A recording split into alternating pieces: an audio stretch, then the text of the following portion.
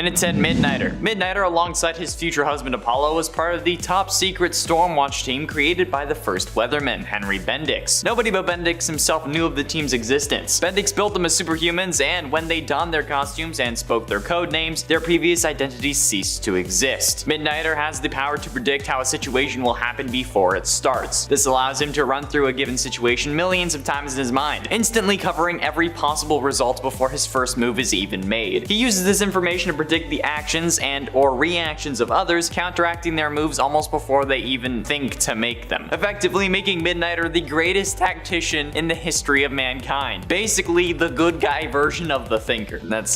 That's pretty cool. He could be Batman just because he knew every single way it would happen. And at 9, the Atomic Knight. The Atomic Knights appeared in every third issue of Strange Adventures in the early 1960s, beginning with number 117 and running through number 160. In all, there were 15 early 1960s Atomic Knight stories created by writer John Broome and artist Murphy Anderson. They were a band of heroes living in and protecting the post-apocalyptic future of 1992. Yep, at that point it was the future. Following the catastrophic Hydrogen War of 1986, a petty tyrant named the Black Baron ruled a small section of the Midwestern United States with an iron fist. He was opposed by Sergeant Gardner Grail of the Atomic Knights, who wore medieval suits of armor that were impervious to the Baron's energy weapons, the armor having been irradiated in the war. Gardner Grail also has precognition and wears a suit of armor that grants him enhanced speed, strength, endurance, and lets him blast energy, as well as being adaptable to other technology. And at 8, Akrita. Andrea's father was Bernardo Rojas, once a renowned leader in Central America who researched pre-Hispanic cultures at a university in Mexico. She lived along with her cat named Zapata, named after one of the revolutionary leaders in Mexico. Akrita specialized in striking against organized crime. Every time she caught a perpetrator or helped avert a tragedy, she cited a literary quotation, or if she had the time, painted graffiti insulting or challenging the local authorities, which might hint at her being a bit of an anarchist, which honestly I'm kinda into. This character seemed to be kind of a Mexican Batman, and despite her anarchist tendencies, she often worked with another 2 Mexican superheroes, Iman and El Muerto. Together with these 2 allies and Superman, she once saved Mexico and the world from the total destruction from a bad guy group trying to channel the powers inherent to the ley lines of Earth to accomplish their goals. So good on ya, Andrea.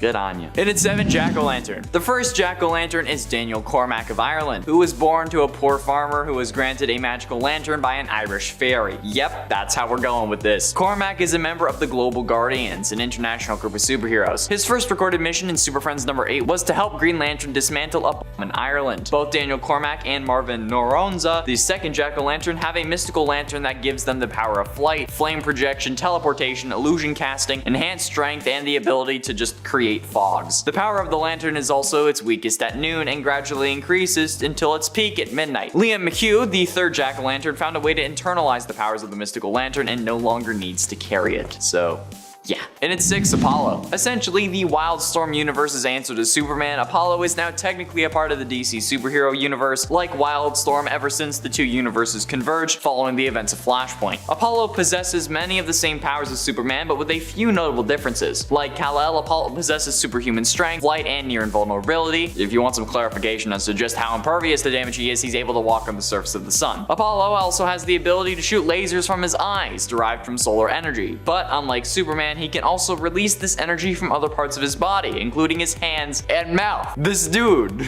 can fire lasers from his mouth. He uses hyper beam in real life. His only real weakness is that he relies on the sun for his powers, so if he doesn't get enough exposure, his powers will diminish, but hey, at least Apollo isn't vulnerable to kryptonite. Halfway through into number 5, Swamp Thing. In a secret facility located in the Louisiana swamplands, scientist Alec Holland and his wife Linda invented a bio-restorative formula that would solve any nation's food shortage problems. Ferret and Bruno, thugs working for Nathan Ellery, barged into Alec's lab, knocked him out, and planted a bomb in the facility. Alec woke up just as the bomb exploded, and in the flames he ran into the swamp. His body had been drenched in the bio-restorative formula, and this affected the plant life of the swamp, imbuing it with Alec's consciousness and memories. The newly conscious plant life then formed a semblance of a human form and rose up from the bog as the Swamp Thing, the latest in a long line of Earth elementals created when the Green was in need of protection. His body is composed of sentient sentient vegetable matter. He has the ability to nourish himself, superhuman strength, elemental control, chlorokinesis, astral projection, biofission, immortality, regeneration, size alteration, resurrection, you name it, and Swampy can do it. Swampy, away! And in 4, Mr. Miracle. Mr. Miracle was scot-free, the god of escape in the New Gods mythology. A Genesian raised on Apocalypse, he defected with his lover Big Barda to Earth, where he used the skills he learned in escapology, both as a performance artist and in the Justice League of America. Originally, the boy scot-free was the son of High Father Isaiah, the ruler of New Genesis. However, as a part of a diplomatic move to stop a destructive war against the planet Apocalypse, High Father agreed to an exchange of children with his enemy Darkseid. In doing so, he surrendered scot-free to the care of his enemy while he received his enemy's son Orion. This guy has new god physiology, okay, making him immortal, super strength, super durable, and giving him super agility. Plus, when utilizing his full godly potential, Mr. Miracle wields a cosmic energy field called Alpha Effect, which allows him to transverse through time and space, heal living beings, fully restore creatures back from death, and control energy to an almost boundless degree. Yep, you're on the list. Getting close to the end in at number 3, JEMM, son of Saturn. After both his mother and teacher were killed by the White Martians, JEMM stole a ship and escaped to Earth, in search of his lover Syra, who had fled there earlier. He arrives in Harlem, New York, and is befriended by an orphan named Luther Mankin. After a series of adventures with and without Luther, JEMM eventually found Syra. They all then traveled to New Bok, a red Saturnian colony, but because he refused to take sides in a civil war on New Bok, JEMM was disavowed and cast out by both factions. Dispirited, JEMM and Luther returned to Earth, and given that JEMM is a form of Martian in a sense, his Saturnian physiology gives him flight,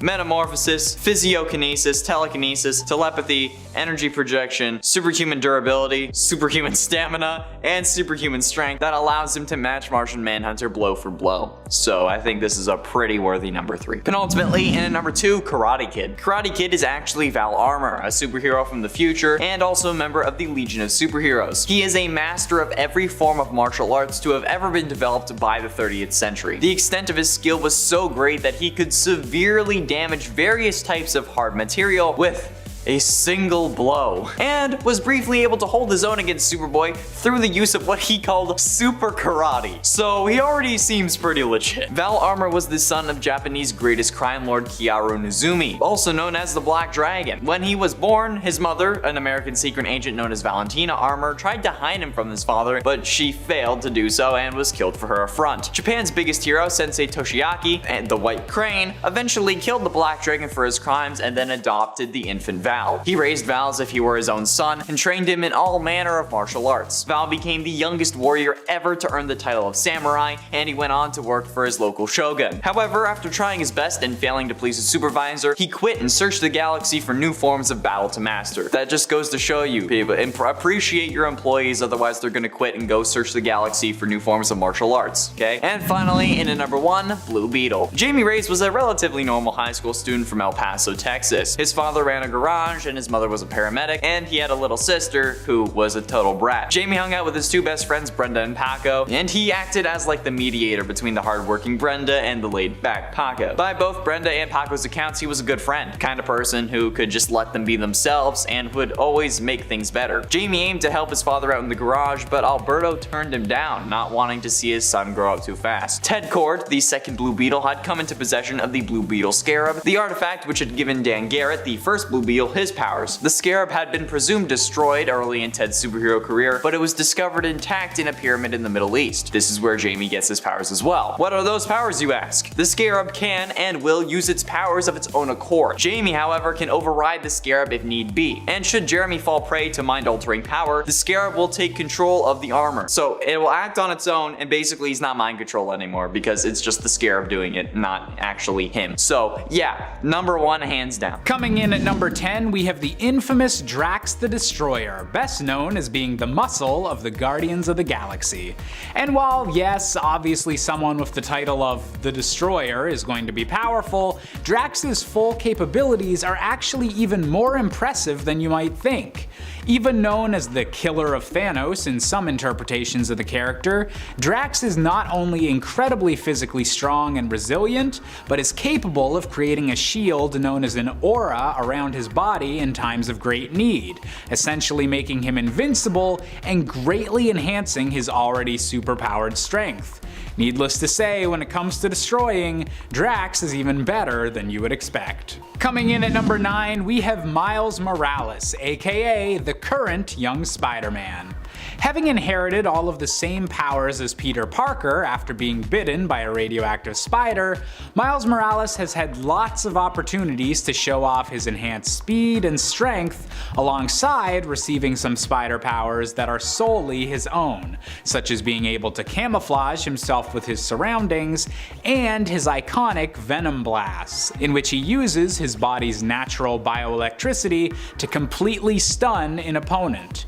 This means that despite his young age, Miles is still an incredibly powerful hero who might have to worry more about holding himself back rather than not being strong enough. No matter what power he's using though, Miles has proven he's more than worthy of picking up the mantle of Spider-Man. Coming in at number 8, we have Nina Thurman, aka the anti-hero Domino. Perhaps best known for some iconic moments in the movie Deadpool 2, Domino is a mutant mercenary working for the team known as X-Force. Highly skilled and heavily trained in all manner of weaponry and firepower, the true source of Domino's power is her luck-based mutant ability, aka probability manipulation, essentially giving herself good luck and her opponents in any fight bad luck. And while Domino's powers can't cause impossible acts to happen, improbable actions happen all the time, making her an incredibly lucky fighter that's nearly impossible to outwit or outmaneuver. Coming in at number 7, we have Blackagar Boltagon, aka the mighty Black Bolt. The king of Atalan and leader of the Inhumans associated with their royal family, Black Bolt is best known for being completely unable to talk, as any use of his vocal cords causes an intense reaction in surrounding electrons and makes him one of the most destructive forces on the planet, with even a whisper being able to kill someone and a shout potentially capable of destroying entire planets. On top of this incredibly devastating power at his command, Black Bolt also possesses a more typical superhuman strength and speed as well, meaning even if he's staying silent, he can still kick some supervillain butt. Coming in at number 6, we have Johnny Storm, aka the Human Torch. After being bombarded with cosmic rays alongside the other members of the Fantastic Four, Johnny Storm found his fiery personality brought out even further with a whole host of flame-based superpowers. Capable of enveloping his entire body in a super hot plasma without harming himself, and launching fire as either an attack or to propel himself through the air as a form of flight, Johnny's true power comes from just how malleable and creative he can get with his powers, always finding a new way to save the day and a new way to flame on. Coming in at number 5, we have the Vision. The son of the evil artificial intelligence known as Ultron, Vision saw that there was good in humanity that his creator just couldn't see, and defied Ultron to help and eventually join the Avengers. While his super strength, capability of flight, and the whole capable of shooting laser beams thing would make him a powerful enough hero on their own, Vision's most unique power is his density manipulation, allowing him to pass through solid objects or give his fist the extra punching power and density of a dwarf star. All of these powers combined make Vision one of the most uniquely powered Avengers, and someone you definitely don't want to mess with. Coming in at number 4, we have Valeria Richards, the daughter of Reed Richards and Sue Storm. Conceived during a Fantastic Four adventure within the Negative Zone, this led to unexpected consequences for both the baby and her mother, with frequent bursts of cosmic radiation endangering everyone nearby until her eventual birth. Although at first glance she appeared to not have any powers, Valeria has a greatly increased intelligence due to the cosmic radiation her parents endured, meaning that she's likely to become even smarter than her father once she's old enough. And in a Marvel universe absolutely filled with geniuses, that just might be enough to be one of the more powerful heroes of the next generation of Marvel. Coming in at number number 3, we have the Silver Surfer. Long known as being the herald of the mighty Galactus, just because he has a bigger boss in charge of him doesn't mean that the Silver Surfer isn't plenty powerful on his own. Wielding the power cosmic, the same force that gives Galactus his world-crushing strength, the Silver Surfer has many enhanced strengths and powers compared to a regular human being, and is capable of altering the very energy of the universe and convert matter into energy to sustain himself. The Surfer is also a master of projecting energy blasts, and can use them for both offensive and defensive purposes, continuing to fight as a defender of the cosmos, even if his days as Galactus' herald are long behind him. Coming in at number 2, we have James Logan Howlett, aka the Wolverine. One of the most well-known X-Men of all time, Wolverine is the perfect combination of mutant powers and vicious killing ability. With a healing ability that borders on making Logan completely unkillable, and the indestructible metal adamantium having been grafted onto his skeleton and claws during the Weapon X experiments, Wolverine is one of the most terrifying opponents to face in the entire Marvel Universe. And while in recent times he's become a well-respected leader on the island of Krakoa, Wolverine has a long history of amnesia and bloody missions, and will often volunteer to take on the violent jobs that other heroes might just squirm away from. And finally, coming in at our top spot, we have Professor Charles Xavier, aka Professor X. The creator of the X-Men and the founder of Charles Xavier's School for Gifted Youngsters, Professor X is obviously known as an extremely talented and powerful telepath. But the true extent of his abilities is beyond what you might even guess. Capable of detecting any mutant in the world with the aid of technology, Xavier's psionic powers are so great that he is constantly holding himself back, and must permanently keep any of his negative emotions in check to prevent disaster.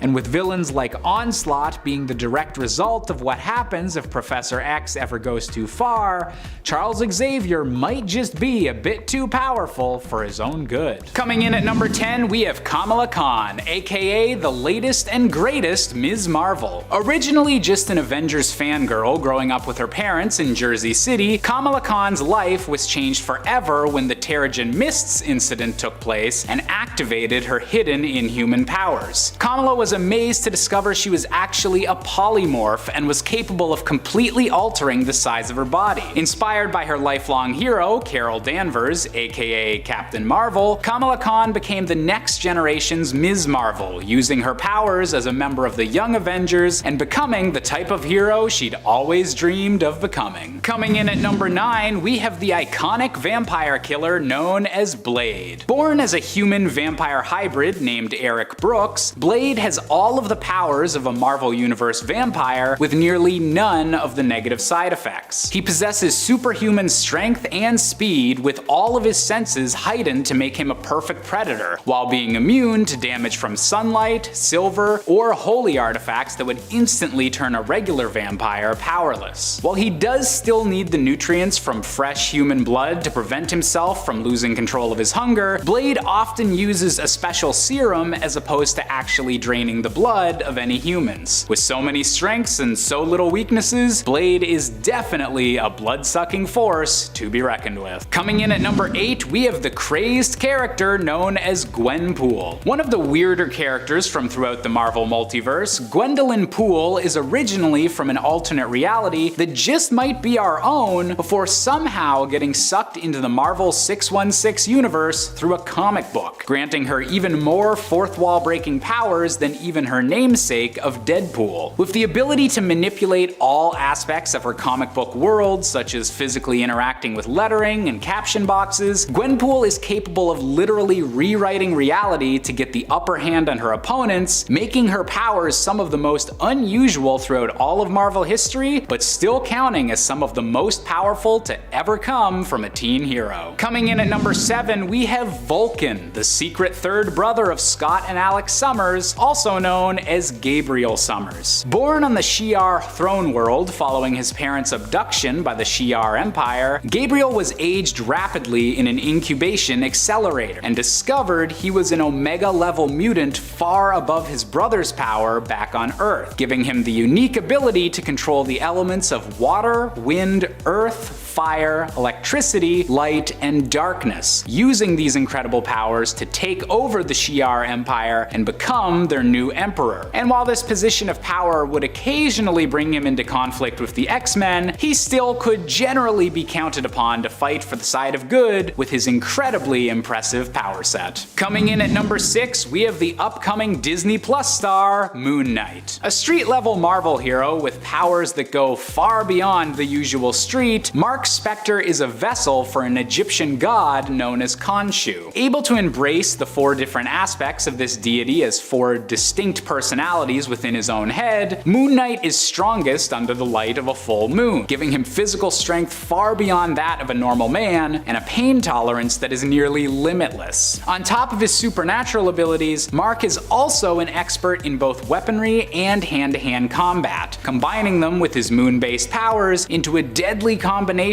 that makes him one of the ultimate crime fighters and mercenaries in the entire Marvel world. Coming in at number 5, we have Ben Grimm, aka The Thing. One of the original members of the Fantastic Four, Ben Grimm found his entire body converted into an orange rock-like substance after being bombarded with cosmic rays alongside the rest of the Fantastic Four during their initial fated journey into space. Because of this transformation, Ben has become the physically strongest member of the team by far, and appears to be continuing to get stronger with age, capable of lifting 30,000 tons worth of a building to prevent it from collapsing, and even being able to push back entire alien motherships. He might often get overlooked compared to some of the other brawny Marvel heroes like Thor and the Hulk, but the Thing is definitely a strong contender whenever it counts. Coming in at number 4, we have the Sorcerer Supreme, aka Dr. Stephen Strange. Doctor Strange is Earth's primary defender against mystical threats in the Marvel Universe, and always seems to have some sort of spell available to solve whatever problem is currently facing Earth's mightiest heroes. As a master of the mystic arts, Strange has also entirely stopped aging, and is effectively immortal, being unable to die from any medical diseases or regular symptoms of old age. And when Strange recently did die in the Marvel comic called The Death of Doctor Strange, he had already concocted a way for a younger version of himself from the timeline to take his place and defend Earth against any extra-dimensional forces that might seek to take advantage of his own death. There's planning ahead, and then there's Dr. Stephen Strange taking it to a whole different level. Coming in at number 3, we have Bobby Drake, aka Iceman. As one of the earlier members of the Uncanny X-Men, Bobby has had a lot of time over the years to explore his powers, and contrary to appearances, he can do far more than just convert his body into ice. Classified as an Omega-level mutant, the most powerful kind there is, Iceman is capable of not only controlling the temperature of all of his own molecules, but is able to manipulate water molecules entirely as part of his own mass. This means the possibilities for Bobby's powers are as intense and malleable as water itself, allowing him to freeze the blood within enemies' veins, travel instantly through a stream of water, or even turn himself into a massive snow-covered giant capable of wading his way across the literal ocean. Totally not showing off there, Bobby.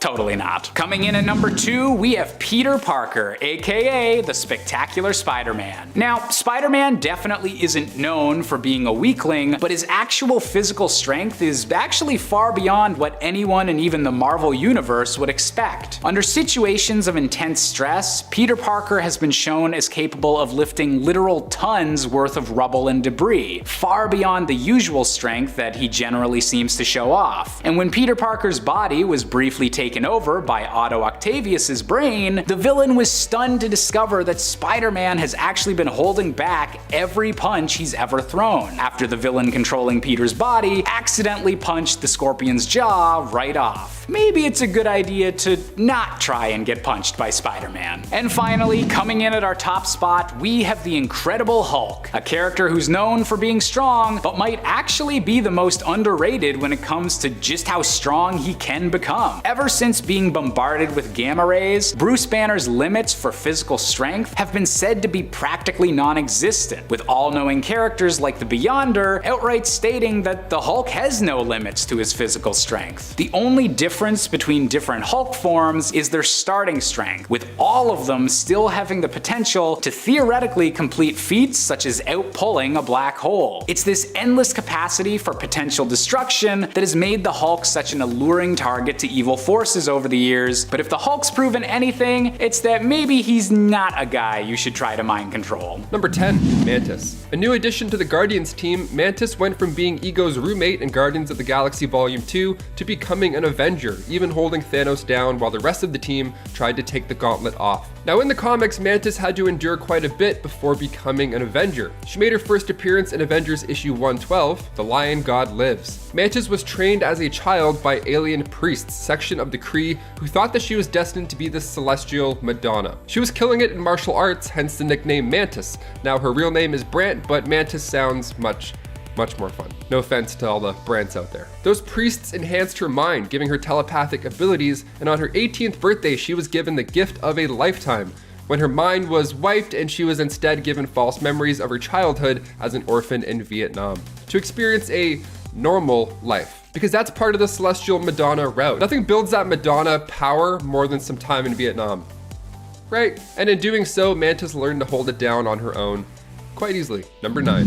Dr. Druid. Anthony Ludgate entered Marvel Comics in Weird Wonder Tales issue 19. He's a bit of a smarty pants, some would say.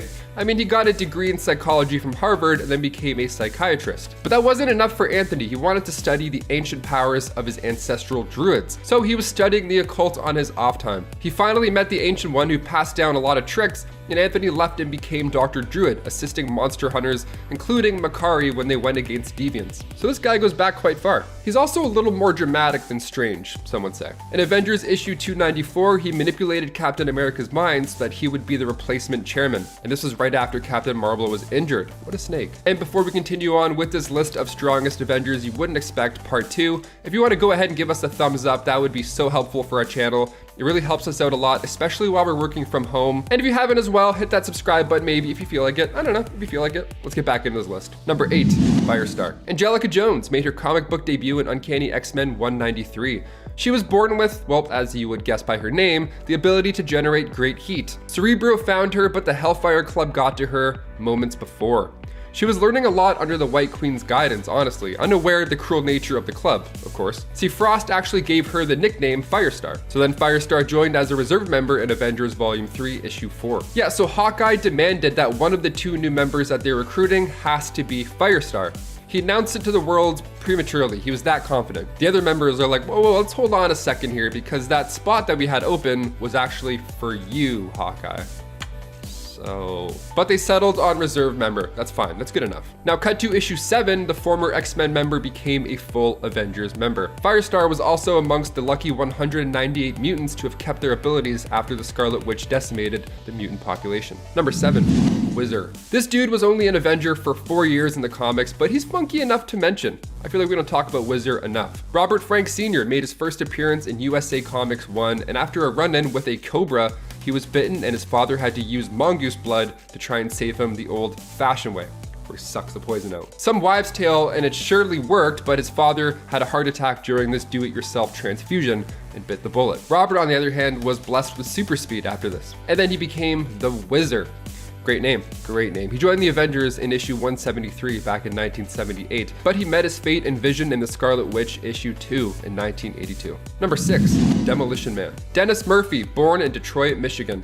He looked up to superheroes quite a bit, as do most of us. He was actually great at football, but he wasn't great enough to be recruited professionally. Sad times. But then that's when the power broker comes in to strike up a bargain. Super strength ought to help you with those home games, right, Dennis? Let's do it. Well, what happened was he got so strong that if he did decide to play football with these humans, he would probably break through them. His name is Demolition Man. Nobody would expect this guy to be an Avenger because he wasn't even the best football player. That's like what Peter Parker says. He's like, I couldn't do stuff then, so I can't do stuff now. You know? He joined the Avengers in Captain America issue 349. He helped Battlestar and US Agent free Captain America, and when US Agent and Flag Smasher started to get a little distracted, D-Man himself finished the mission properly. Number 5, Lightning.